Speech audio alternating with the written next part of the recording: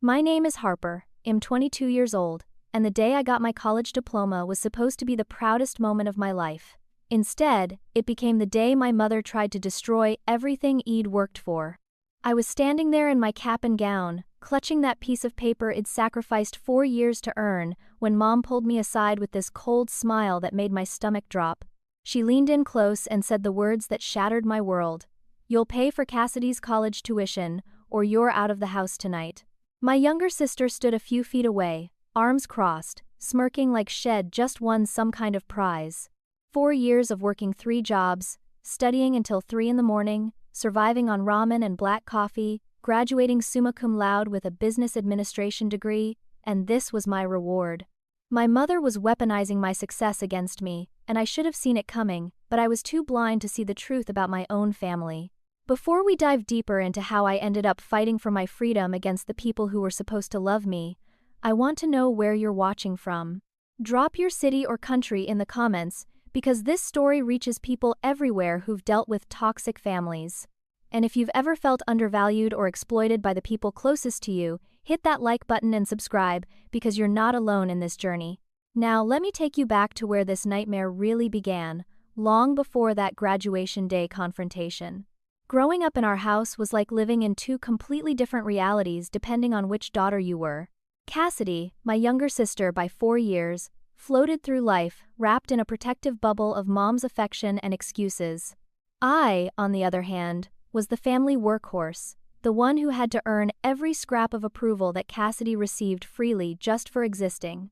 When Cassidy wanted the latest smartphone, Mom bought it within days. When I needed a graphing calculator for AP Calculus, Mom told me to save up my babysitting money because we couldn't afford extras. Cassidy got a brand new Honda Civic for her 16th birthday, complete with a giant bow on top.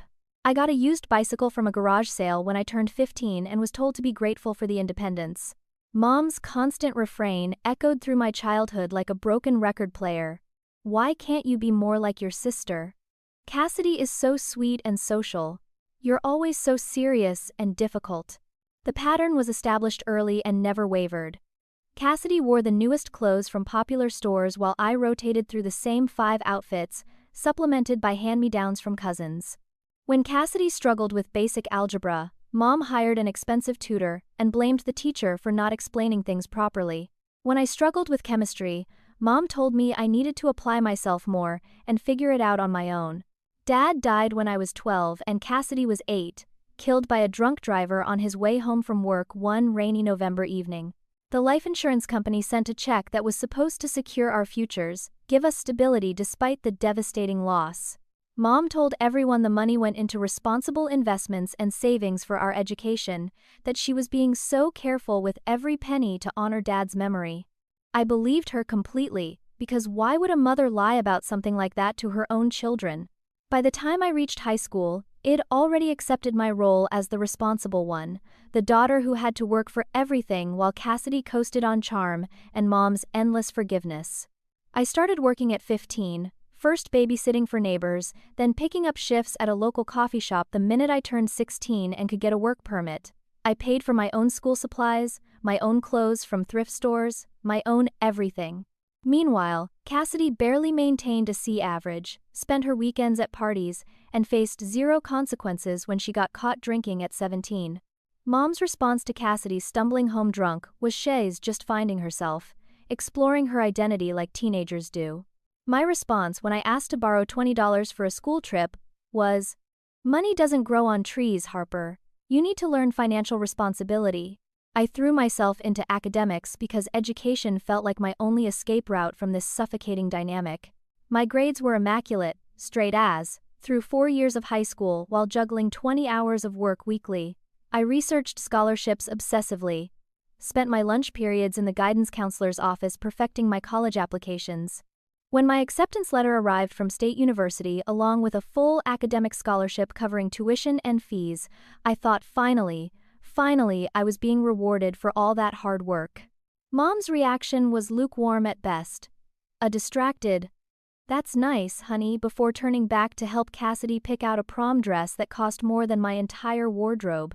I paid my own college application fees, saved for months to cover the dorm deposit, bought my own mini fridge and bedding with money from my summer job at a grocery store.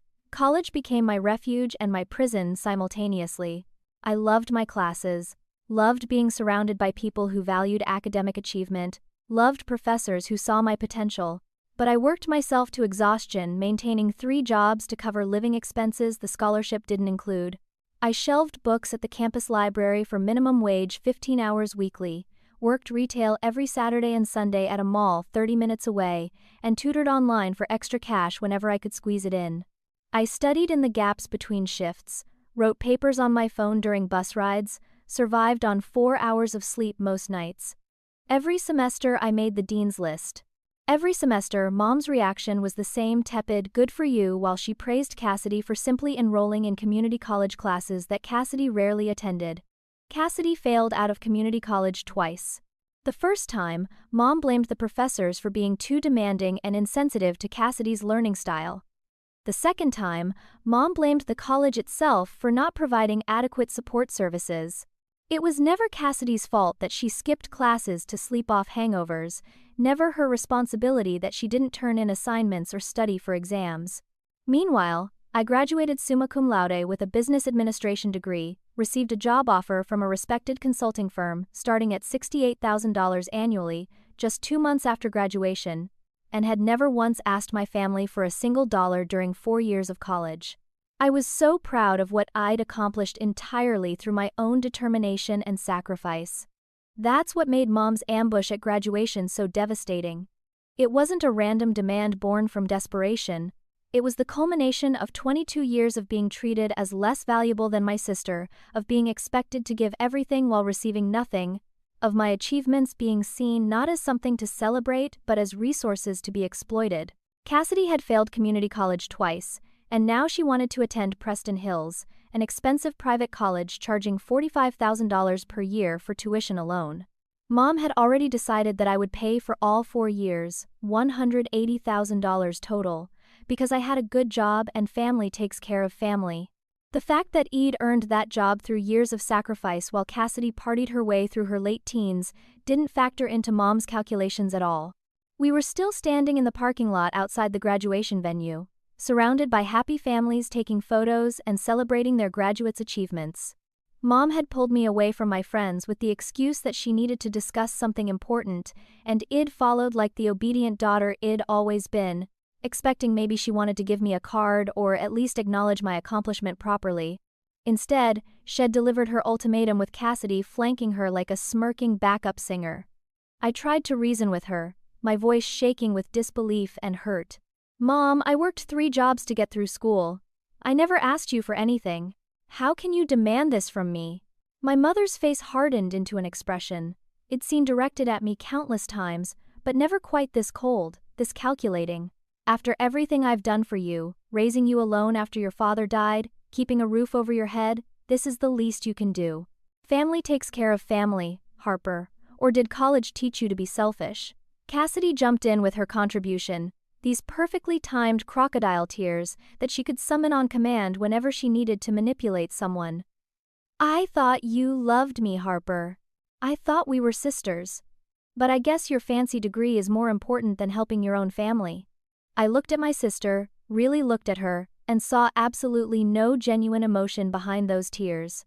This was a performance wed rehearsed for Mom's benefit, and they'd both practiced their roles carefully.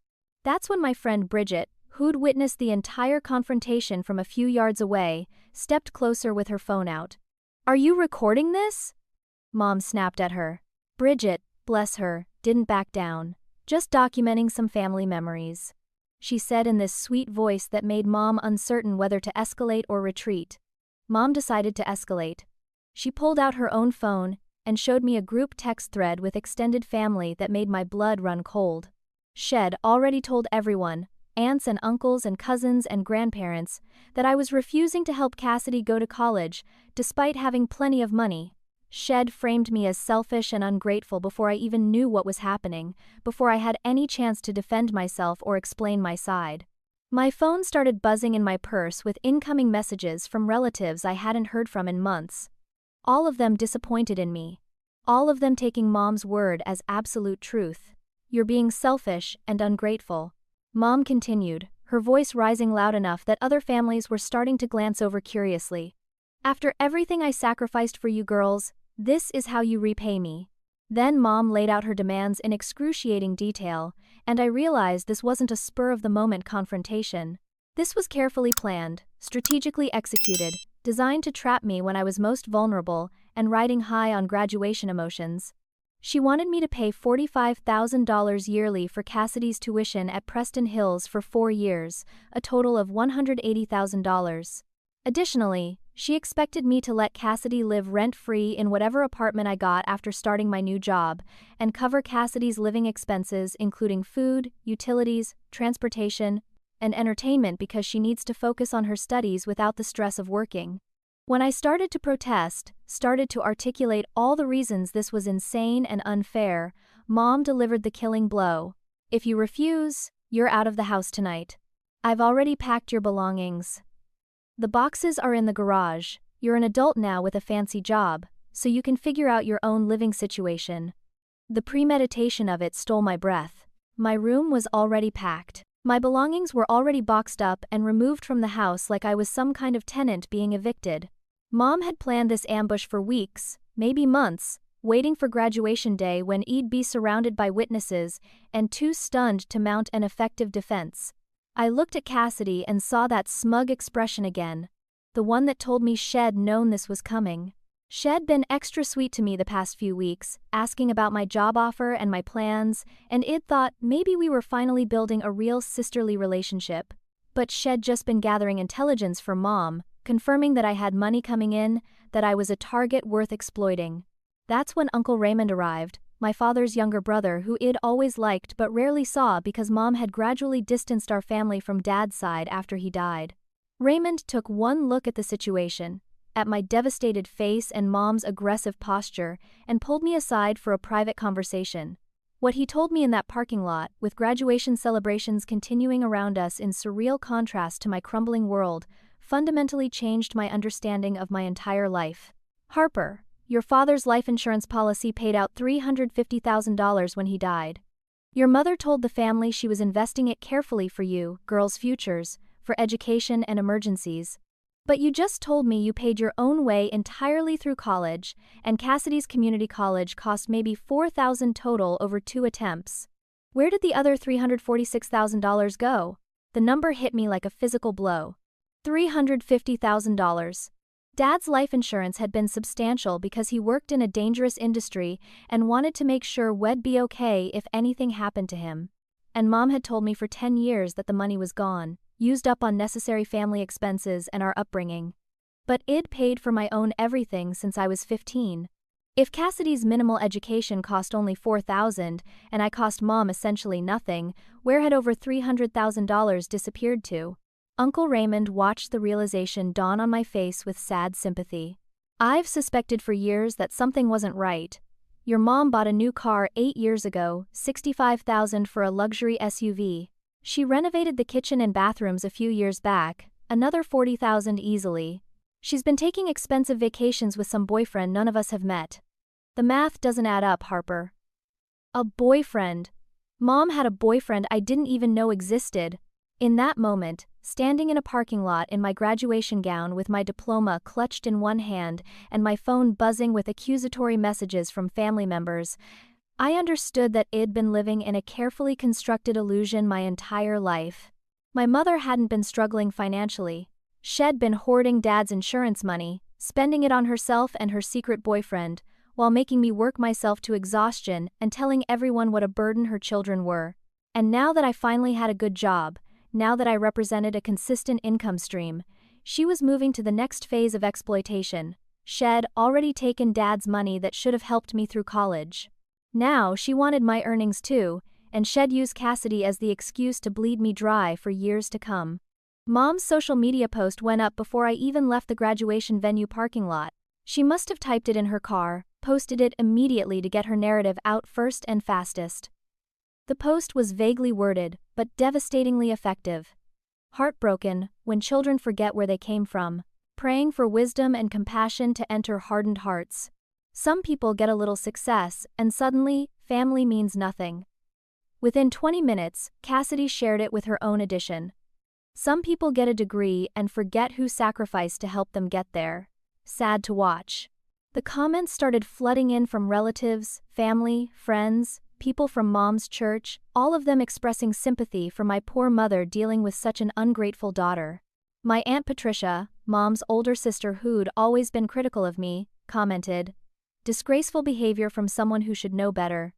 Your mother gave up everything for you girls." Cousin Tyler added, "Your mom sacrificed her whole life for you and this is the thanks she gets?" Unbelievable. I watched in horror as my phone exploded with notifications, dozens of accusatory texts and messages from people who'd accepted Mom's version without question. I tried to defend myself, tried to explain that the situation wasn't what it looked like, but every response I typed made me sound defensive and guilty. Mom had controlled the narrative perfectly, painted herself as the selfless martyr and me as the selfish villain, and there was no way to counter it without looking worse. Even my graduation photos were being weaponized in the comments section. Someone had tagged me in a beautiful picture of me holding my diploma with a huge smile, and the comments underneath were brutal. "Smile for the camera while betraying family," one person wrote. "That degree should come with a course on basic human decency," another added. I felt my carefully built reputation crumbling in real time, my moment of achievement being twisted into evidence of my supposedly terrible character. This was more than just family drama. This was systematic character assassination designed to isolate me and force compliance through social pressure. Then my grandmother called, my father's mother who had always been close to, and I thought finally someone from Dad's side would understand. But Grandma was crying on the phone, her voice thick with disappointment. "Harper, sweetheart. How could you abandon your sister like this? Your mother called me and told me everything. After she worked so hard to raise you girls alone, this is how you treat her." I tried to explain my side, tried to tell Grandma about the demands and the ultimatum and the suspicious insurance money, but she cut me off. "Your mother has always put you girls first. Now Cassidy needs help and you're refusing? That's not how family works, Harper. That's not how your father raised you." The conversation ended with Grandma telling me she was very disappointed and needed time to process this news, and I felt another support system crumbling beneath me. My childhood best friend Heather texted me that evening. We'd drifted apart during college but still kept in loose contact. "Hey, my mom heard something from your mom at church today. Is it true you're refusing to help Cassidy with college? That doesn't sound like you." Even people who'd known me for years were questioning my character based on Mom's carefully crafted lies. I tried to explain the full situation to Heather, but my text responses were getting longer and more frantic, and I could feel her pulling back, uncertain who to believe. When someone spends years building a reputation as a devoted mother and martyr, people are predisposed to believe them over the child they've labeled as difficult. The professional consequences terrified me most. My new job at Patterson Consulting required extensive background checks, and part of their vetting process included social media screening. What would they think if they saw these posts and comments portraying me as someone who abandons family obligations? Would they rescind the job offer before I even started? I had worked 4 years for this opportunity, survived on minimal sleep and maximum stress, and now Mom was threatening to destroy it all because I wouldn't fund my sister's party lifestyle disguised as education. The pressure was suffocating, designed to make me desperate enough to give in just to make the nightmare stop. That night, I returned to the family home to collect whatever belongings Mom had allegedly packed for me. I'd been staying in my childhood bedroom during the brief gap between graduation and my job start date, planning to apartment hunt once I had my signing bonus. But when I pulled up to the house, I found the locks had been changed. The key I'd had since I was 13 no longer worked in the front door. I stood there jiggling the key uselessly, while Mom texted me, "Told you, make the right choice or stay out, your boxes are in the driveway." Sure enough, cardboard boxes were stacked haphazardly in the driveway, and it had started raining 20 minutes earlier. My belongings were getting soaked, childhood photos and textbooks and clothes all damaged by water. Neighbors were watching from their windows and front porches, witnessing my humiliation. Cassidy opened the front window of what used to be our family home, her phone held up recording video of me frantically trying to salvage wet boxes. She was laughing, actually laughing at my distress, and I heard her say something to Mom inside about consequences and lessons learned. The video appeared on social media within the hour. When you have to learn, actions have consequences. Tough love from Mom. Cassidy captioned it with laughing emojis. People I'd grown up with, people who'd known me since elementary school, commented things like deserved and maybe this will teach her humility. I sat in my car that night, a 15-year-old Honda Accord I'd finally saved enough to buy 6 months earlier, with garbage bags full of damp belongings piled in the back seat. My checking account held $732. My job didn't start for 8 more weeks. I'd been planning to use my signing bonus to cover apartment deposits and furniture, but that was still 2 months away. I had no place to go, no family support, and a social media mob convinced I was a terrible person.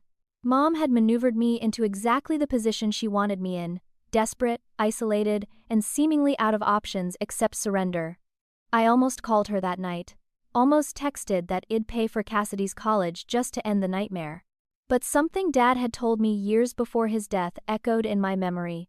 Never let anyone make you feel guilty for having boundaries, Harper. People who truly love you will respect your limits. I lived in my car for 3 days. I'd park at a 24-hour gym where I maintained a $10 monthly membership specifically for access to their showers. I'd work out just enough to justify being there, then spend 20 minutes in the shower trying to wash away the shame and exhaustion. Breakfast came from dollar menu fast food, lunch was skipped entirely to conserve money, dinner was whatever protein bars I could buy in bulk at discount stores. I kept my situation hidden from everyone, parked in different locations each night so no one would notice the pattern, maintained appearances whenever I encountered people I knew. The depression crept in gradually, then all at once, this overwhelming sense that maybe Mom was right, maybe I was selfish for not just agreeing to her demands. On the 4th morning, I woke up cramped and sore in my car, parked in a far corner of the university campus lot where I'd felt safest. My neck ached from sleeping at an awkward angle, my back protested every movement, and I was reviewing my financial situation for the 100th time trying to figure out how to make $700 last 8 weeks. That's when someone knocked on my car window and scared me so badly I yelped. It was Bridget, my friend from graduation who'd witnessed the initial confrontation. She was holding 2 coffee cups and had this expression of horrified concern. "Harper, please tell me you haven't been sleeping in your car. Please tell me that's not what this looks like." I broke down crying right there in the parking lot, all the stress and fear and loneliness of the past 4 days pouring out in ugly sobs. Bridget climbed into the passenger seat without asking permission and let me cry on her shoulder until I'd exhausted myself. Then she said firmly, "Pack whatever you need for tonight. You're staying with me. Well, come back for the rest tomorrow." I tried to protest, tried to say I couldn't impose, but Bridget cut me off.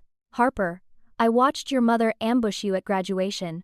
I saw how she'd already turned everyone against you before you had a chance to defend yourself.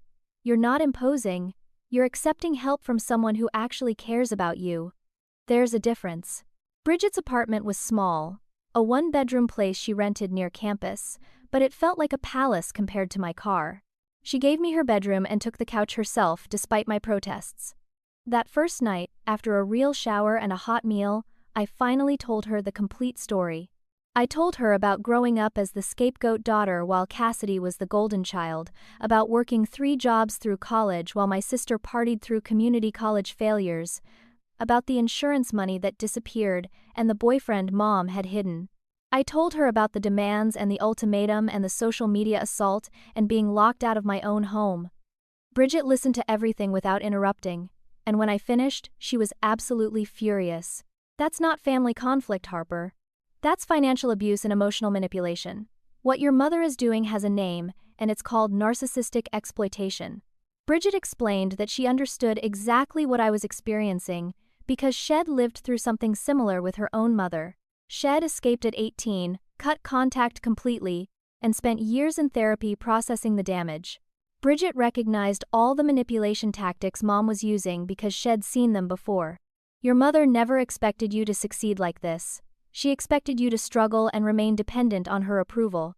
Now that you've actually thrived despite her lack of support, She's trying to reassert control by exploiting your success. If you give her this money, if you let Cassidy move in and pay her expenses, it'll never end.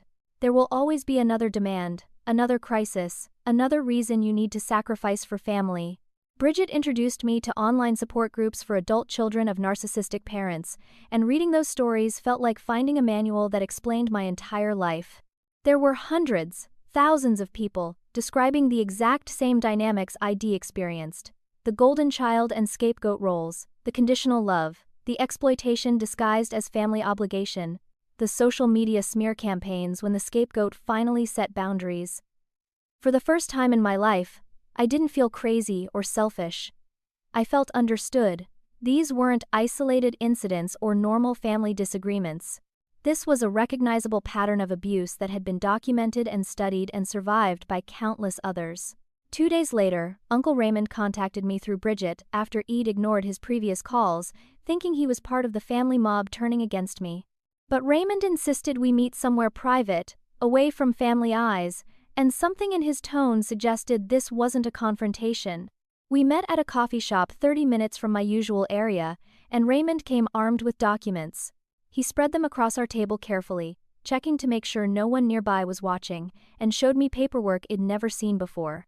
Dad's original life insurance policy documents, statements showing the lump sum payment Mom received 9 years ago, and bank statements that Raymond had somehow obtained showing exactly where that money went. The paper trail was damning. Mom received $350,000 in April of the year after Dad died. By December of that same year, $42,000 had gone to purchasing a luxury SUV that she still drove. The following spring, she spent $65,000 on the kitchen and bathroom renovations that had supposedly been saved for over years. Throughout the next several years, regular large withdrawals funded vacations to Hawaii, Cancun, the Bahamas, always coinciding with periods when Cassidy and I were away or staying with relatives. There were charges to expensive restaurants, jewelry stores, high-end furniture retailers. Very little of the insurance money went to actual child-rearing expenses, and nothing had been set aside in education accounts for either daughter. Your father would be sick about this, Harper. He took out that policy specifically to protect you girls, to make sure you'd have money for college and starting your adult lives. Your mother committed fraud by claiming Shed invested it for your futures when she spent it on herself and her boyfriend. Uncle Raymond revealed that had been quietly documenting Mom's lies for years, keeping records every time her story changed about where the money went. He had recordings from family gatherings where Mom bragged to her sister about setting up Harper perfectly and how she'll pay for everything now that she has that fancy job. This wasn't a desperate mother trying to help one daughter. This was calculated exploitation, years in the making. Uncle Raymond offered to testify if I decided to take legal action, to provide all his documentation to lawyers, to stand with me publicly even if the rest of the family turned against him. You're not the problem here, Harper. You never were. Your mother is a con artist who's been running this scam on her own children, and I'm done staying silent about it. For the first time since graduation day, I felt something shift inside me. The victim mentality that Mom had cultivated in me for 22 years started cracking. If she wanted war, if she insisted on trying to destroy me for having boundaries, then I'd fight back with everything I had. Not out of revenge, but out of survival and self-respect. Bridget helped me find free legal consultation through a nonprofit that assisted young adults dealing with family financial exploitation. The lawyer I met with, Miss Patterson, was in her mid-40s with sharp eyes and an even sharper understanding of narcissistic family dynamics. She reviewed Uncle Raymond's documents with growing interest, making notes and occasionally shaking her head in disgust. This is textbook financial fraud and breach of fiduciary duty. Your father designated that insurance money to benefit his children, and your mother had a legal obligation to use it appropriately. Instead, she embezzled it for personal use, while simultaneously forcing you to work yourself to exhaustion. Miss Patterson explained my legal options carefully. I could file a civil suit against Mom for misappropriation of funds, seeking restitution for the money that should have been used for my education and living expenses. The statute of limitations hadn't expired because I'd only recently discovered the fraud. With Uncle Raymond's documentation and testimony, we had a solid case. The potential recovery could be substantial, possibly up to $100,000 representing my share of the insurance money plus damages. Miss Patterson offered to take my case pro bono, explaining that she specialized in helping young adults escape exploitative family situations. I hate parents who treat their children like ATM machines. Let me help you fight back. We started building the case methodically. I documented everything from the past 2 weeks. Screenshots of Mom's, social media posts, and all the comments attacking my character. Records of her text messages containing the demands and threats. Receipts and bank statements proving I'd paid my own way entirely through college with no family financial support, and Bridget's written witness statement describing the graduation day confrontation. Every piece of evidence painted a picture of long-term exploitation and recent escalation when I failed to comply with unreasonable demands. Miss Patterson was particularly interested in the premeditation angle, how Mom had packed my belongings before even confronting me, suggesting she'd planned this ambush carefully rather than it being an emotional reaction. Then I started researching Mom's boyfriend, this Marcus person who Uncle Raymond mentioned but who I'd never heard of before. A few social media searches revealed his profile, and what I found made my stomach turn. Marcus had public photos showing him and Mom on a beach vacation just 2 months earlier, both of them lounging on expensive beach chairs with tropical drinks. There were pictures of him standing next to the luxury SUV that Mom supposedly bought herself, his arm draped over the hood possessively. He posted about our beautiful renovated kitchen and date nights at the best restaurants. Living a lifestyle that required significant money while claiming to work sporadic construction jobs. The most disturbing discovery came when I searched public records. Marcus had a criminal history. Had served 18 months in prison 6 years ago for financial fraud, specifically a scheme where Head convinced elderly people to sign over power of attorney and then drained their bank accounts. Head been released about 8 months before Dad died, and based on social media timestamps and location tags, Marcus had started dating Mom within 6 months of her receiving that insurance payout. The timeline was incredibly suspicious. Had Marcus targeted my mother specifically because he knew about the insurance money? Or had they met organically and Head simply seized the opportunity to manipulate her into spending that money on him?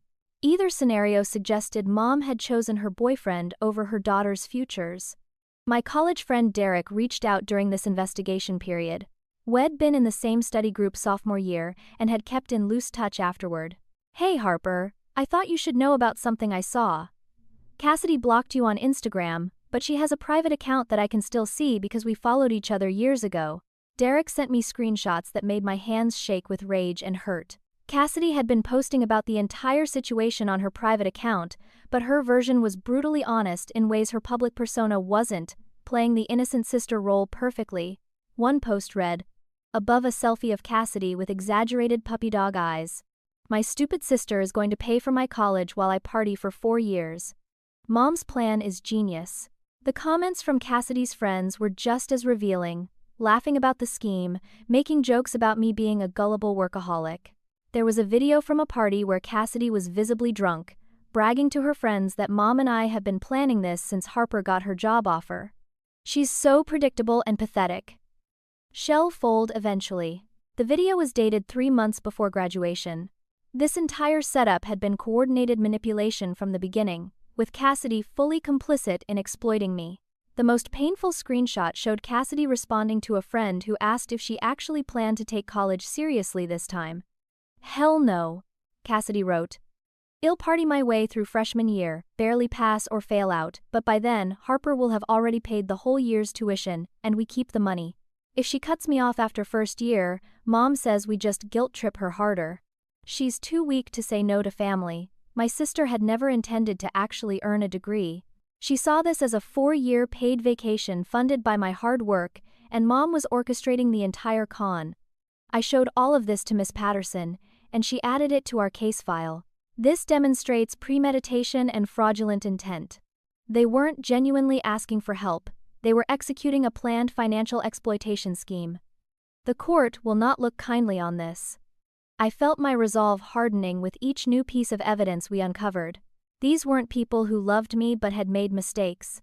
These were predators who'd seen me as a resource to be drained, and they'd been planning my exploitation for months while I naively believed we were a family.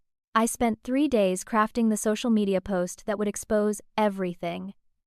Miss Patterson reviewed it for legal issues, Uncle Raymond fact-checked all the claims, and Bridget helped me edit it for emotional impact without crossing into defamation. The post was long, detailed, and backed by irrefutable evidence. I included photos of Dad's original insurance policy documents with sensitive information redacted, but the payout amount clearly visible. I created a timeline showing Mom's luxury purchases over the years, alongside my own receipts, proving I'd funded my entire education myself. I included screenshots of Cassidy's private Instagram posts admitting the whole thing was a planned scam.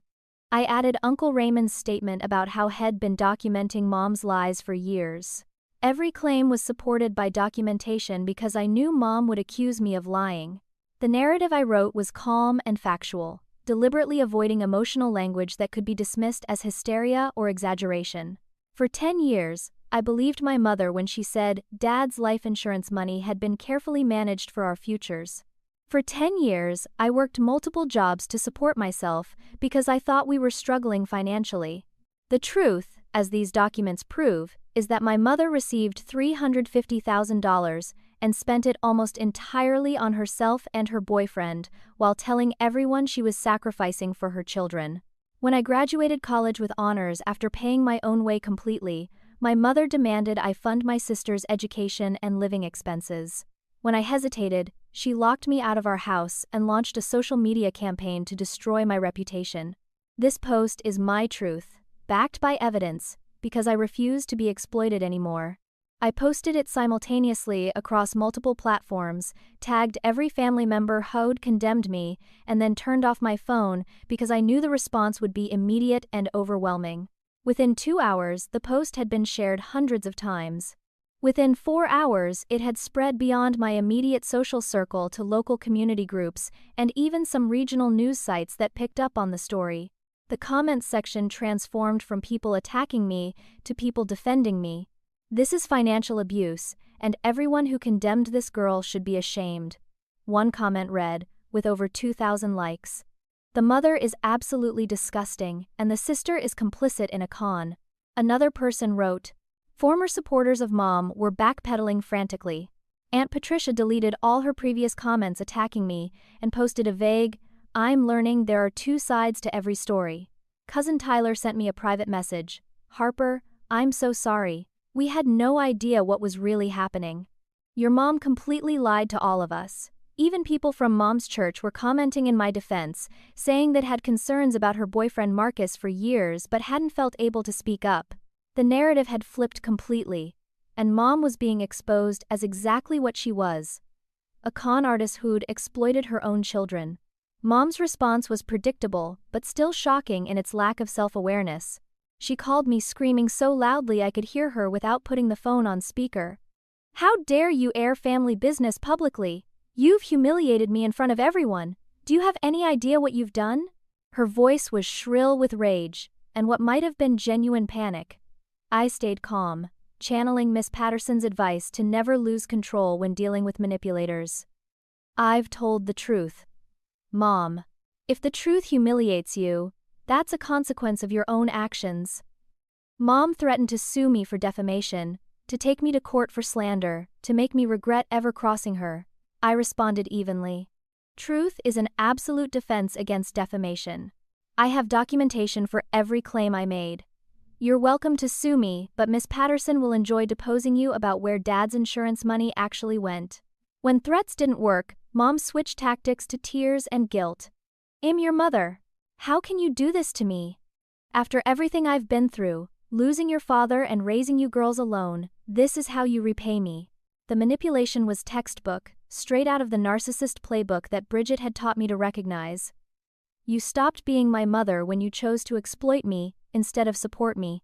You had $350,000 that should have secured both your daughters' futures. You spent it on yourself and your ex-convict boyfriend. Those were your choices, and these are the consequences. I hung up while she was mid-sentence, feeling a sense of power I'd never experienced before in my relationship with her. Mom posted her own response on social media, claiming I'd doctored the evidence and was lying to avoid family responsibilities. My daughter has created elaborate forgeries to avoid helping her sister. I never received that much insurance money. She's always been dramatic, and now she's become cruel. But Uncle Raymond immediately posted his own statement, corroborating everything I'd said and offering to provide original documentation to anyone who doubted its authenticity. Two of Dad's old co-workers, men who'd known our family for years, commented supporting me and saying they'd suspected Mom was misusing the insurance money but hadn't known how to intervene. With each person who spoke up supporting my version of events, Mom's credibility crumbled further. The fourth betrayal came from a source I hadn't expected. My grandmother, Dad's mother, who had always thought loved me. She called 3 days after my exposé post went viral, and I answered hoping she was calling to apologize for initially doubting me. Instead, grandmother's first words were, "You need to take down those posts immediately and apologize to your mother publicly." I felt the last bit of hope for family reconciliation die inside me. "Grandma, did you even read the evidence? Did you see the documents proving Mom lied about the insurance money?" Grandmother's response was telling. "I don't care about documents. Families shouldn't fight publicly. This is embarrassing for everyone." Then grandmother revealed something that made me understand just how deep the corruption in my family ran. "Your mother needed that money, Harper. Shed just lost her husband. She deserved to enjoy some of it instead of penny pinching for ungrateful children who would eventually leave anyway." I realized with horror that grandmother wasn't defending Mom out of ignorance. She'd known about the insurance money all along. "You knew she had hundreds of thousands of dollars while I worked 3 jobs to survive college," grandmother sighed impatiently. "Your mother gave me $20,000 for a new car. She helped her sister with some money too. She was generous with family who appreciated it." The betrayal was comprehensive. Grandmother had received money from Dad's insurance policy, money meant for his children's futures, and Shed accepted it while watching me struggle financially. Shed known the truth the entire time. I'd been working myself to exhaustion thinking we were poor. "Then you're just as guilty as she is," I told grandmother flatly. "You watched me suffer and said nothing because you profited from the lie." Grandmother's voice turned cold. "You're cut off from this family, Harper. We don't need your drama and disrespect." I felt nothing but relief when I responded, "You can't fire me, Grandma. I quit. All of you, Miss." Patterson filed the civil suit against Mom 2 weeks after my public exposé. Once Shed gathered every possible piece of documentation and prepared depositions from Uncle Raymond and several other witnesses. The claim was formal and comprehensive: misappropriation of funds intended for beneficiaries, breach of fiduciary duty, fraud, and intentional infliction of emotional distress. We were seeking restitution of $100,000, representing my rightful share of Dad's insurance money that should have been used for my education, plus damages for the years of financial hardship I'd endured unnecessarily. The lawsuit filing became public record, and the local news actually ran a story about it because family financial exploitation cases were increasingly common but rarely prosecuted. The court date arrived on a humid morning 3 months after graduation. I wore my most professional outfit, the one I'd bought for job interviews senior year, and sat at the plaintiff's table with Miss Patterson while Mom arrived late with a clearly overwhelmed public defender. Shed gotten assigned. Mom looked older than I remembered, stress and probably guilt aging her rapidly. Cassidy sat in the gallery behind Mom's table, arms crossed defensively, glaring at me with undisguised hatred. Uncle Raymond sat behind my table, and Bridget had taken the day off work to be there as support. The proceedings were brutal for Mom. Uncle Raymond testified first, presenting his documentation of the insurance payout and tracking every major purchase Mom had made over the years. He was calm and factual, presenting bank statements and receipts that painted an undeniable picture of financial mismanagement and selfish spending. Mom's lawyer tried to argue that how a widow spent her insurance money was her business, but Miss Patterson countered that the policy named children's education and welfare as the explicit purpose, and that Mom had a legal duty to use the funds appropriately. When Mom took the stand to defend herself, she lied constantly and contradicted herself multiple times within minutes. "I used that money very carefully for the girls," Mom insisted, but when asked to provide receipts or documentation, she couldn't produce anything. "The renovations were necessary for the house to be safe for children," she claimed. But Miss Patterson showed photos from her own social media of Mom bragging about the luxury finishes and designer fixtures. Harper always had everything she needed growing up, Mom said, and I actually laughed out loud in court, earning a warning glance from the judge but also seeing a flicker of sympathy in his expression. When confronted with Cassidy's Instagram posts admitting the college funding demand was a planned scam, Mom tried to claim she'd never been part of that plan and didn't know what Cassidy was doing. But we had Uncle Raymond's recordings of Mom bragging about setting Harper up perfectly. The judge was visibly disgusted by the evidence. He was an older man, maybe early 60s, and during Mom's testimony he removed his glasses several times to pinch the bridge of his nose in what looked like profound disappointment with humanity. When both sides rested, he didn't even take time to deliberate. "I've heard enough, Mrs. Morrison, you received a substantial insurance payout meant to secure your children's futures, and you spent it almost entirely on personal luxuries, while your daughter worked multiple jobs to survive. You then attempted to exploit her success through manipulation and extortion. Your behavior is reprehensible." The courtroom was silent as he delivered his ruling. The judge ordered Mom to pay me $100,000 in restitution plus $15,000 in damages for emotional distress, for a total of $115,000. The payment would be structured over 3 years in monthly installments, and if Mom failed to pay, liens would be placed against her house. Additionally, the judge issued a protective order preventing Mom from contacting me except through lawyers regarding the payment plan. Mom's face cycled through rage, disbelief, and something that might have been fear, as she realized the financial consequences of her actions. Cassidy burst into tears in the gallery, not out of sympathy but because she'd just watched her meal ticket disappear. Outside the courthouse, Cassidy confronted me one last time. She'd run after me as I walked to my car with Bridget and Uncle Raymond, and her face was blotchy from crying. "You ruined everything! How am I supposed to go to college now? Mom can't afford anything because of you." The entitlement was breathtaking. Even after everything that had been exposed in court, Cassidy still believed she was the victim. I looked at my sister, really looked at her, and saw a 19-year-old woman who'd never been held accountable for anything in her life. "You go to college the same way I did, Cassidy. You work for it. You get loans if necessary. You earn scholarships. You take responsibility for your own future." Cassidy's expression twisted with disgust. "Mom said you'd give in if we pushed hard enough. She promised me you'd fund everything and I'd never have to work." It was a full confession delivered in a public parking lot, admitting they'd planned to bleed me financially for years. "It wasn't just the college tuition, was it?" I asked, already knowing the answer. Cassidy was too upset to maintain the facade. "We were going to make you buy me a car next year, and pay for an apartment near campus, and give me monthly allowances. You were supposed to be my ATM for years. You were making so much money, and you're just one person, you didn't need it all." The worldview was so warped, so fundamentally broken, that I felt something like pity underneath my anger. "I'm not your ATM, Cassidy. I'm not Mom's either. I'm a person who deserves to keep the money I earn and build my own life. The fact that you can't understand that means Mom destroyed you just as much as she tried to destroy me, just in a different way." I walked away while Cassidy was still sputtering protests, and I didn't look back. I'd spent 22 years looking back, trying to earn love from people who only valued what I could provide them. That chapter was finally closed. My first day at Patterson Consulting arrived 2 weeks after the court victory. I showed up at the downtown office building, feeling nervous, but more confident than I'd ever felt before. The story of my legal battle with my family had actually made rounds in professional circles because Miss Patterson had been strategic about publicizing it as a case study in standing up to exploitation. When my boss Jennifer, the senior VP HOD, recruited me, called me into her office at the end of that first day, I braced for problems. Instead, Jennifer surprised me completely. "I read about your situation with your family.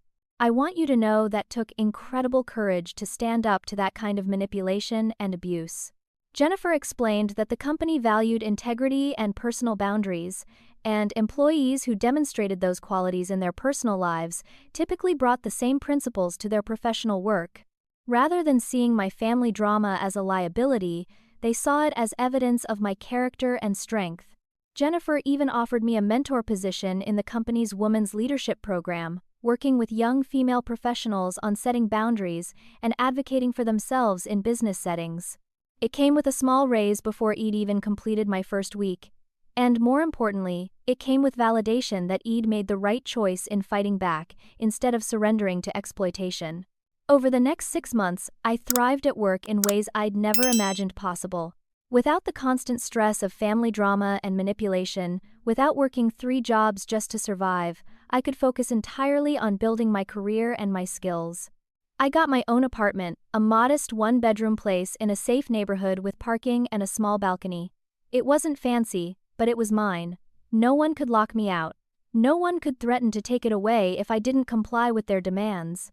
I furnished it slowly with pieces from thrift stores and clearance sales, and every item I chose myself felt like a victory. 6 months after the court case, Uncle Raymond called with news that shouldn't have surprised me but still managed to deliver one last shock. Marcus, the boyfriend who'd been living off Mom's insurance money for years, had left her. Not only left her, but cleaned out her bank accounts first, taking every dollar she had left from Dad's insurance money, plus her savings from her part-time job. Mom woke up one morning to find Marcus gone, his clothes cleared from the closet, his toiletries removed from the bathroom, and her bank accounts showing 0 balances.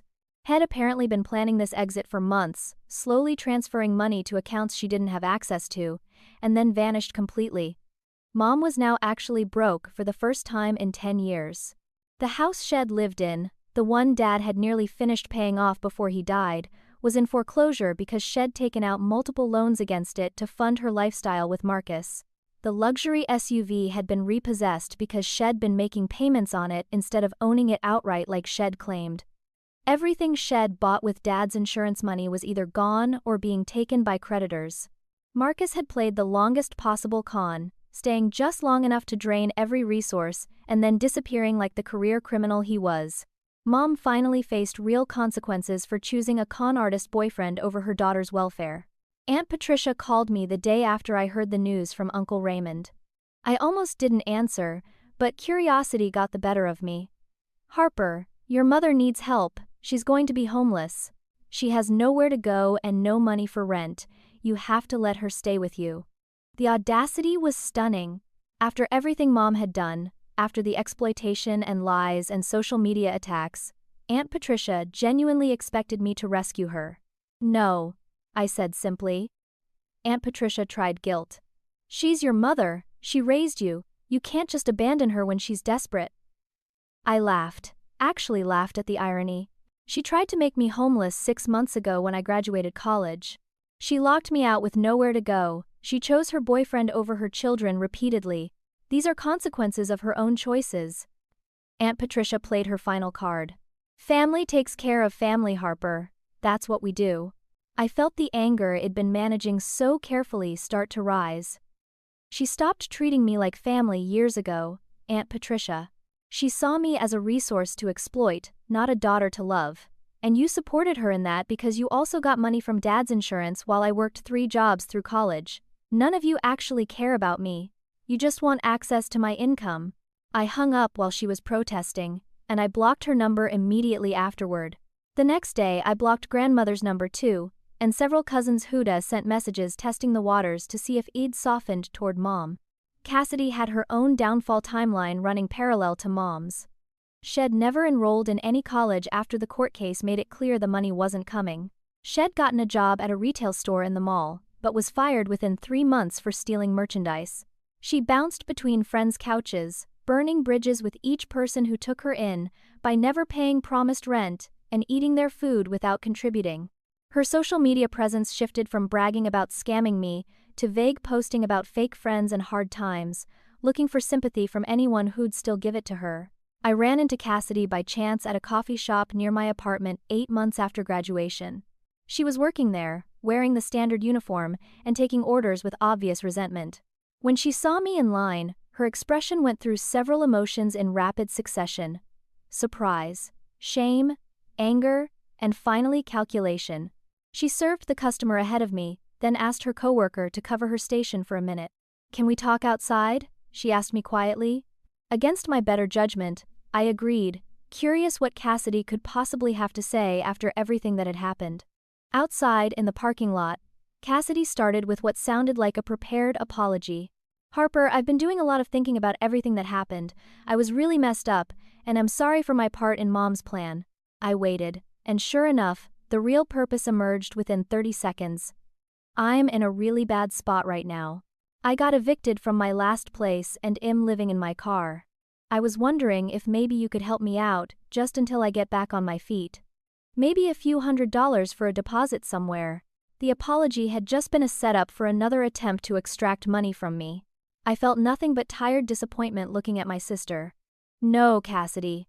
I'm not giving you money. You participated in trying to exploit me. You bragged about it publicly. You showed no remorse until it benefited you to pretend to have some, and even this apology is fake, just another manipulation to get what you want." Cassidy's face transformed instantly from pleading to furious. "You're still selfish. You have so much money, and you won't even help your own sister. What kind of person are you?" The victim mentality was so deeply ingrained that she genuinely couldn't see her own responsibility. "I'm the kind of person who learned to value herself," I told Cassidy calmly. "You and Mom taught me the most important lesson of my life, actually.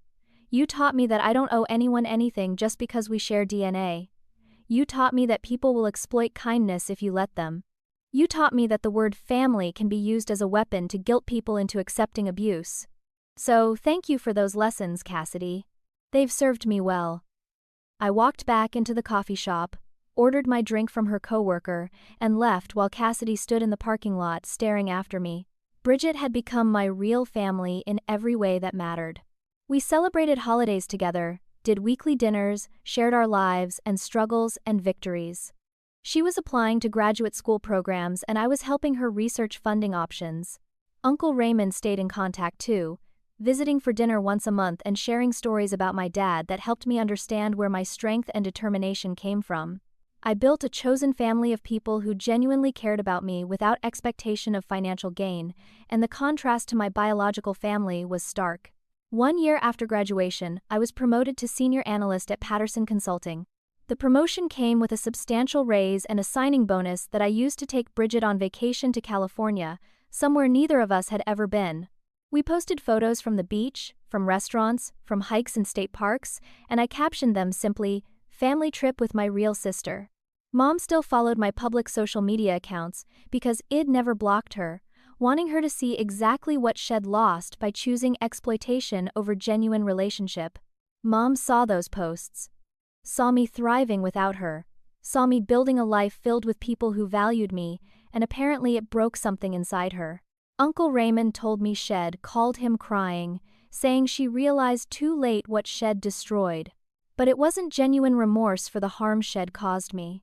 It was self-pity about the financial support she could have been receiving if she hadn't overplayed her hand. Even at rock bottom, Mom couldn't grasp that she'd lost a daughter, not an income stream. The fact that she still couldn't understand the difference told me everything I needed to know about whether reconciliation would ever be possible or healthy. I started therapy about 8 months after the court case, once I had good health insurance through my job and had achieved some financial stability. My therapist, Dr. Rivera, specialized in family trauma and helped me process the childhood I'd experienced versus the childhood I'd deserved. We talked about the signs I'd missed or ignored because I was too deep in the situation to see clearly. Mom's constant criticism disguised as concern, the moving goalposts where nothing I achieved was ever quite good enough, the way love and approval were always conditional on my compliance and service. Dr. Rivera helped me understand that I'd been groomed from childhood to be exploitable, trained to believe that my worth came from what I could provide, rather than who I was. The grief was unexpected and profound. I wasn't grieving the mother I'd lost, because that person had never really existed. I was grieving the mother I should have had, the parent who would have celebrated my achievements instead of weaponizing them, who would have supported my dreams instead of trying to exploit them. Dr. Rivera helped me understand that mourning this loss was healthy and necessary, that I needed to let go of the hope that Mom would suddenly transform into someone capable of genuine love. Some parents are too damaged by their own issues to ever be what their children need, and accepting that reality, while painful, was ultimately liberating. I started attending a support group for adult children of narcissistic parents, meeting weekly with 8 other people who understood exactly what I'd been through because they'd lived versions of it themselves. Hearing their stories was both heartbreaking and validating. The patterns were so consistent across different families: the golden child and scapegoat dynamics, the exploitation disguised as family obligation, the smear campaigns when the scapegoat finally set boundaries. We shared coping strategies and recovery techniques, celebrated each other's victories, supported each other through setbacks. I realized my experience could help others who were still trapped in similar situations, so I started an anonymous blog about recovery from family narcissism that gained a steady following. Mom stayed stuck in her victim narrative, unable or unwilling to take responsibility for her choices. Uncle Raymond told me she'd found a cheap apartment and gotten a job working retail, barely scraping by financially. She told people that I'd abandoned her in her time of need, that I was cruel and heartless, that she'd done everything for me and this was her thanks. Almost no one believed her anymore. Too many people had seen the evidence, witnessed her lies unravel, watched Marcus' betrayal prove that her judgment was fundamentally flawed. She'd burned her credibility completely and would spend years trying to rebuild even a fraction of the reputation she'd destroyed. Cassidy continued bouncing between jobs and living situations, never staying anywhere long because she couldn't maintain relationships once people realized she was looking for someone to support her rather than being a genuine friend or roommate. Her social media posts were increasingly bitter, blaming the world for not giving her the easy life she felt entitled to. She'd been raised to believe that charm and manipulation would always work, that she'd always have someone to exploit, and facing a reality where those tactics failed was apparently too much for her to handle with maturity. I felt sadness for the person she could have been if Mom had parented her properly, instead of turning her into a professional victim. Uncle Raymond thrived as the father figure I'd never really had after Dad died. We had dinner together every Sunday, and he told me stories about my father that helped me understand where my work ethic and determination came from. Dad had been a self-made man who put himself through college while supporting his younger siblings, who believed in earning what you had and taking responsibility for your choices. Uncle Raymond said Dad would have been so proud of how I stood up for myself and refused to let Mom destroy the future head tried to secure for me through that insurance policy. Knowing Dad would have approved made the difficult decisions feel more validated. I bought a house on my 3rd work anniversary at Patterson Consulting. It was small, a 2-bedroom cottage with a yard and a garage. But it was mine. The mortgage was in my name, the title had only my name on it, and no one could take it from me or threaten to kick me out if I didn't comply with their demands. I furnished it carefully with pieces I chose myself, decorated it in colors I loved, created spaces that felt safe and peaceful. Bridget came over for the housewarming party, along with Uncle Raymond, my co-workers, and friends I'd made who valued me for who I was, rather than what I could provide them. On the 2nd anniversary of graduation, I visited my father's grave. I'd been avoiding it because Mom used to make family visits there, and I hadn't wanted to risk running into her. But I finally went alone on a quiet weekday morning when I knew she'd be at work.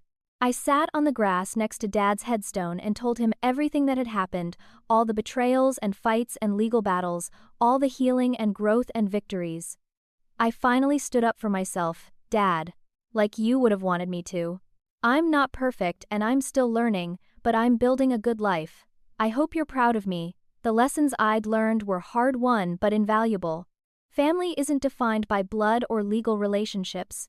It's defined by who shows up for you consistently, who celebrates your successes without jealousy, who supports you through failures without judgment. Sometimes the most loving thing you can do for yourself is walk away from people who refuse to treat you with basic respect and dignity. My mother and sister tried to make me feel guilty for having boundaries, for refusing to be exploited, for valuing my own well-being. But those boundaries saved my life and gave me space to become the person I was meant to be. I don't owe anyone access to my life, my resources, or my energy just because we share DNA. The concept of family obligation can be beautiful when it's reciprocal, when everyone contributes and supports each other genuinely, but when it becomes one-sided, when certain family members are expected to give endlessly while others only take, that's not family. That's exploitation wearing a mask of familial duty. I refuse to feel guilty for recognizing the difference and choosing myself. The best revenge, I learned, isn't hurting them back or forcing them to suffer. The best revenge is building a life so good, so fulfilling, so authentically yours, that their attempts to destroy it become irrelevant. They wanted me desperate and dependent, willing to sacrifice anything to maintain family approval. Instead, I became independent and thriving, surrounded by people who love me without conditions. They wanted to control me through fear and obligation. Instead, I found freedom through boundaries and self-respect. Every day I wake up in my house, go to my job, spend time with my chosen family, improving that their tactics failed. I graduated that day in more ways than one. I graduated from college with honors and a degree that opened professional doors. But more importantly, I graduated from being their victim to being my own hero.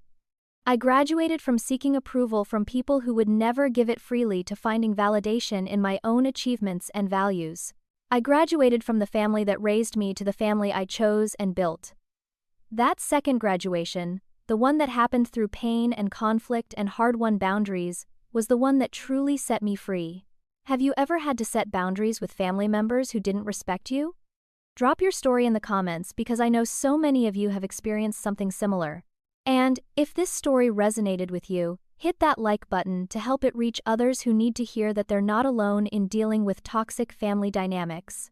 Subscribe to this channel because I share more stories about standing up for yourself and breaking free from exploitation. Share this video with anyone who needs permission to choose themselves over family obligation. Thank you so much for watching and listening to my story. I hope it helps you find the courage to value yourself the way you deserve. Remember, you don't owe anyone your life just because they're related to you. Choose yourself, set your boundaries, and build the life you deserve. Take care of yourselves out there.